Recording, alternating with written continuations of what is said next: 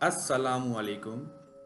मेरा नाम फराज है और मैं पेशे से एक पेंटर हूँ और कलर करने के ठेके लेता हूँ। मुझे ये काम करते हुए 12 साल हो गए हैं। मैं और मेरा बहनोई दोनों मिलके ये काम करते हैं। एक रोज़ हमें कराची यूनिवर्सिटी का ठेका मिला। वहाँ पर डिपार्टमेंट ऑफ मैथमेटिक्स में कलर करना था और डेडलाइन काफ़ी कम थी। हमने जो पैसे मांगे उन्होंने बिना सोचे समझे एग्री कर लिया। हम काफ़ी खुश थे।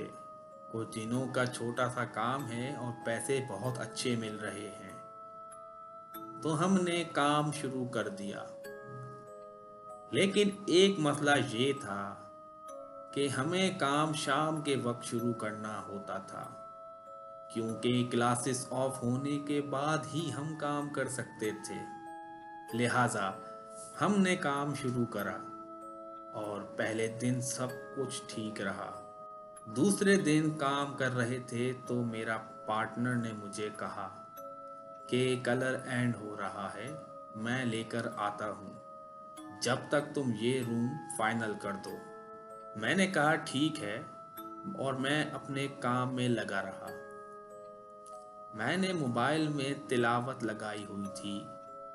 थोड़ी ही देर में मुझे बिल्ली के रोने की आवाज़ आने लगी। मैंने आसपास नज़र दौड़ाई तो जिस रूम में मैं काम कर रहा था उसके गेट पर एक काली बिल्ली रो रही थी। मैंने उसे भगा दिया वहां से और काम में लग गया। थोड़ी देर बाद मुझे सिगरेट पीने की तलब हुई और मैं छत पर चला गया। मैं अपनी धुन में मगन था तो अचानक मेरी नज़र सामने लगी टंकी पर पड़ी, तो वहां पर वही काली बिल्ली जमीन से कुछ चाट रही थी। मैंने करीब जाकर देखा तो एक कबूतर की गर्दन कटी हुई थी और वो बिल्ली उसका खून चाट रही थी। मुझे बहुत हैरानी हुई कि बिल्ली कभी भी इस तरह से नहीं करती। अगर वो कबूतर को पकड़ भी लेती है तो उसे खाती है, उसका खून नहीं चाटती। खैर, मैं इग्नोर करके वापस नीचे आ गया और अपना काम कंटिन्यू करा।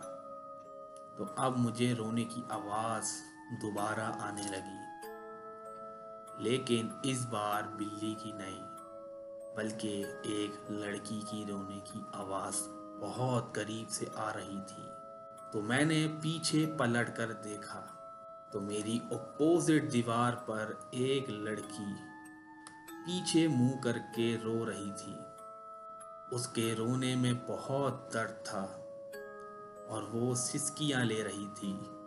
शुरू में तो मुझे लगा कि कोई स्टूडेंट है, अभी तक गई नहीं है। मैंने उससे पूछा, बेटा क्यों रो रही हो आप? उसने आवाज देकर कहा, ये काम रोक दो आप और यहाँ से चले जाओ। वो ये बात रोते रोते ही बोल रही थी। मैंने उससे कहा कि आपके साथ कोई मसला है, आप क्यों रो रही हो? अचानक उसकी आवाज बहुत भारी हो गई और उसने कहा कि तुझे समझ नहीं आया कि मैं तुझसे जाने के लिए कह रही हूं। अब मुझे डर महसूस होना शुरू हो गया और अचानक वो पीछे पलटी और इतनी जोर से चीखी कि मेरी तो रूह जैसे जिस्म से निकल ही गई थी और मैं उल्टे पैर भागा वहां से। मेरा मोबाइल, वॉलेट सब वहीं रह गया। उस वक्त मुझे सिर्फ अपनी जान बचाना ज्यादा अहम लगा। दूसरे दिन मेरा बहनोई मेरे पास आया और मुझसे पूछा कि तू कहाँ चला गया था सब सामान छोड़ के। मैंने उसे सारा माजरा बताया। उसने शुरू में तो नहीं माना, लेकिन मेरी हालत देखकर उसे भी यकीन आ गया और हमने एडवांस इदारे को वापस कर दिया और वहाँ काम करने से इनकार कर दिया। ये बात उन लोगों को भी मालूम थी, इसी वजह से वो हमें इतनी अच्छी ऑफ़र दे रहे थे काम करने का। हमने उनको भी यह सब बताया तो वो तो मानने के लिए तैयार नहीं थे, लिहाजा हमने वहाँ काम नहीं किया दोबारा।